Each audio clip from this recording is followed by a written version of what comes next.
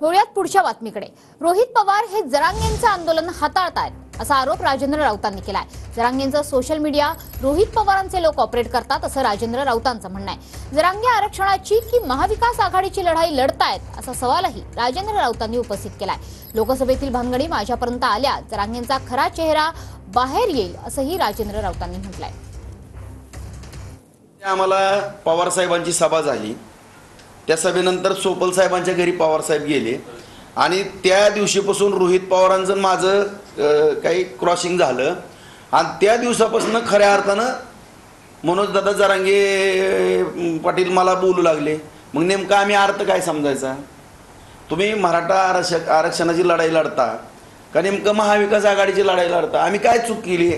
मला सुद्धा ह्यांनी सेटिंग अशी फिट करून ठेवलेली आहे, सगळा IT सेल किंवा सोशल मीडिया ह्यांचा ऑपरेट केला जातो तो रोहित पवारांकडनं।